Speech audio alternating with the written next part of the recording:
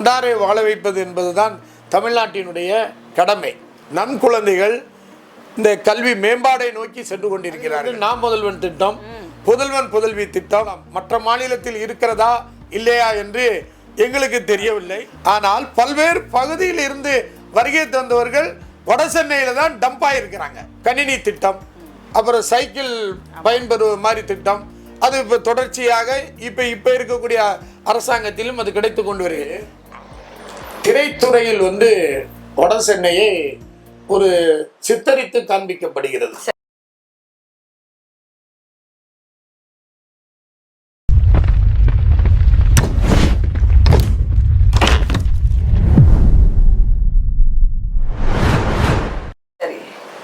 ஏனென்றால் கடலோர பகுதி இருக்கிறது, தொழிலாளர் வர்க்கத்தினுடைய பகுதி இருக்கிறது, குடிசை மாற்று வாரிய பகுதி இருந்து கொண்டிருக்கின்றது, குடிசை மேம்பாட்டு வாரியத்தை சார்ந்த பகுதி இருந்து கொண்டு வருகின்றது, வீட்டு வசதி வாரியத்தை சார்ந்த பகுதி இருந்து கொண்டு வருகின்றது. இங்கு பல்வேறு தரப்பட்ட தொழிலாளர் வர்க்கத்தை சார்ந்த பல தொழில் நிறுவனங்கள், அதில் கனரகம், இலகு ரகம், இன்னொரு பல்வேறு தொழிற்சாலைகள்லாம் இந்த பகுதியில இருந்து கொண்டு வருகிறது. தென் சென்னை, மத்திய சென்னையை நீங்கள் எடுத்துக்கொண்டால் அங்க அதனுடைய இன்ஃப்ராஸ்ட்ரக்சரே மிக ஒரு அற்புதமாக இருக்கும். விஸ்மாம்பலம், மாம்பலம், ஜீநகர், நங்கநல்லூர், மடிப்பாக்கம் இந்த பகுதியெல்லாம் நீங்க எடுத்துக்கொண்டால் அங்க இருக்கிற மக்கள் தான் மிக பெரிய மக்கள் என்று எல்லாரும் நினைத்து கொண்டிருக்கின்றார்கள். நெவர். இங்க இருக்கக்கூடிய வட சென்னை மக்கள் அந்த மக்களுக்கு இணையாக பரதத்தில் இருந்தாலும் சரி, ஏனைய கலைகள், சிலம்பு கலை, யோக கலை, இப்படி பல்வேறு கலைகள் இன்று தமிழ்நாட்டில் இருந்து கொண்டிருக்கின்றது.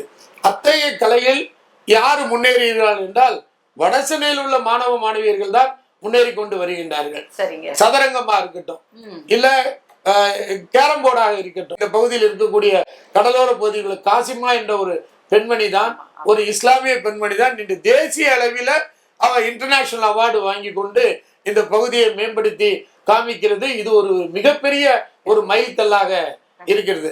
தமிழக அரசு அதை மிக அருமையாக விளையாட்டுக்கு என்று ஒரு அமைச்சரை நியமித்து இந்த விளையாட்டு துறையை தென் சென்னை, மத்திய சென்னைக்கு இணையாக வட சென்னையில் உள்ள பள்ளி மாணவ மாணவியர்களும் இன்று சதுரங்க போட்டியா இருந்தாலும் சரி, செஸ் போட்டியாக இருந்தாலும் சரி, அதுல பெரிய பெரிய வீரர்கள், வீராங்கனைகள் இங்கே ஜெயித்து கொண்டு வருகின்றார்கள்.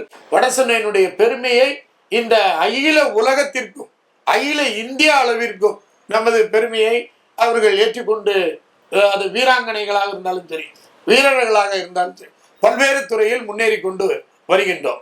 ஆகையால் மிக இன்றியமையாதது விளையாட்டு.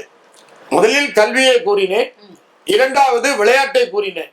சோ இந்த விளையாட்டு, கல்வி இந்த இரண்டும் இந்த வட சென்னையிலே இருப்பதினால் இந்த குழந்தைகளை ஊக்குவிப்பதற்கு அரசாங்கம் மிக அருமையாக பல்வேறு திட்டங்களை கொண்டு இங்கே சிறப்பாக செயல்பட்டு கொண்டு வருகின்றன. வடசென்னை தொழில்துறையின் மையம் அப்படின்ட்டே பார்க்கப்படுது. தொழிலாளர்கள் இருக்கக்கூடிய இடம், தொழிலாளர்கள் உருவாக்கக்கூடிய இடம் இப்படியாக பார்க்கப்படுது. ஆனாலும் இந்த வடசென்னை இளைஞர்கள், வடசென்னை வாலிபர் இவங்கெல்லாம் பார்க்கும்போது கஞ்சா கடத்தலாம் வடசென்னையா இருக்க போகுது, போதைப் பொருளா வடசென்னையா இருக்க போகுது, அக்யூஸ்டா வடசென்னை.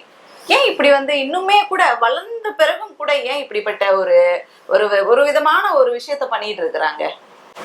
அதுமா வட சென்னையில எல்லா தரப்பட்ட மக்களும் இங்கே குடியிருந்து வருகிறார்கள். சரி.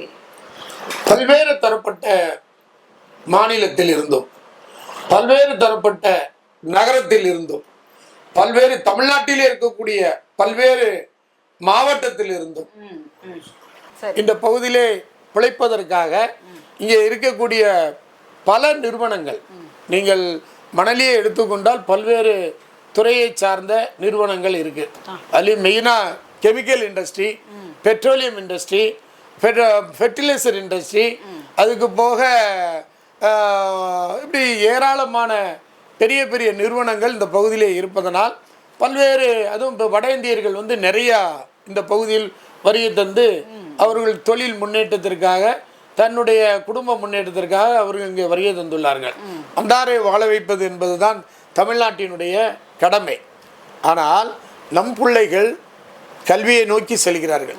நம் குழந்தைகள் இந்த கல்வி மேம்பாடை நோக்கி சென்று கொண்டிருக்கிறார்கள். நகரத்தில் இருக்கக்கூடிய எத்தனை மேம்பாடுகள் இருந்தாலும் அரசாங்கத்தினுடைய பல திட்டங்கள், அதில் நாம் முதல்வன் திட்டம், புதல்வன் புதல்வி திட்டம், இப்படி பல்வேறு திட்டங்கள் மூலம் மற்ற மாநிலத்தில் இருக்கிறதா இல்லையா என்று எங்களுக்கு தெரியவில்லை.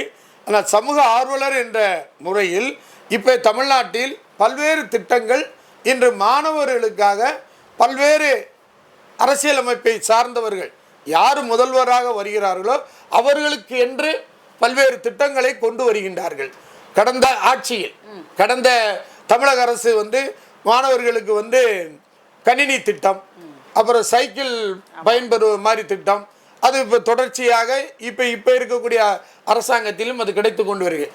அதன் பயனாக மட்டுமில்லாமல் இந்த நாம் முதல்வன் திட்டம், புதல்வன் திட்டம், புதல்வி திட்டம், இப்படி பல்வேறு திட்டங்களை கல்வி மேம்பாட்டு மையம் கொண்டு வருவதனால் நம்முடைய குழந்தைகள் கரெக்டாக சென்று கொண்டிருக்கிறார்கள்.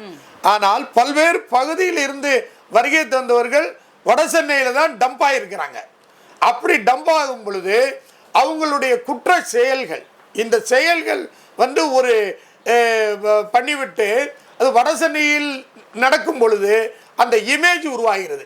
நிச்சயமாக பார்த்தால் வட சென்னையினுடைய இப்போ இந்த பகுதியில் எந்த குழந்தையும் தப்பு பண்ணுவது இருக்கிறதுங்கிறது ரொம்ப ரேர். ஏன்னா எல்லாருமே இன்னைக்கு ஒரு மேம்பாடு அடைந்து கொண்டு வட சென்னை வளர்ச்சி அடைந்து கொண்டு வருகின்றது. ஆமாம், வடக்கு வளருது, தெற்கு தேயுதுன்னு சொல்ல முடியாது. தெற்கு எஸ்டாப்ளிஷ் ஆயிட்டு, அவ்வளோதான்.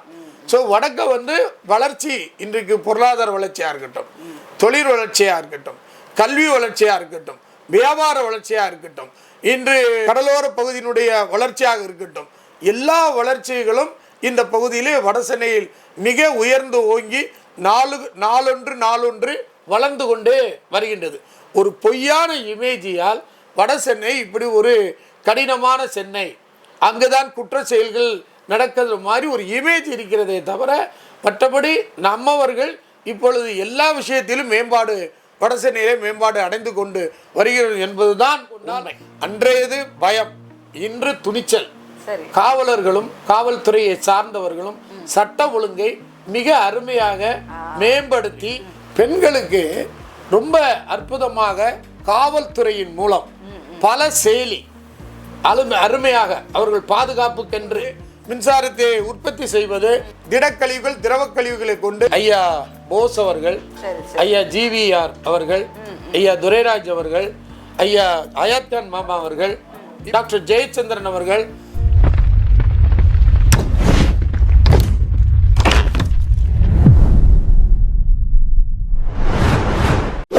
ஷேர் பண்ணுங்க, சப்ஸ்கிரைப் பண்ணுங்க, மறக்காம பெல் பட்டனை கிளிக் பண்ணுங்க.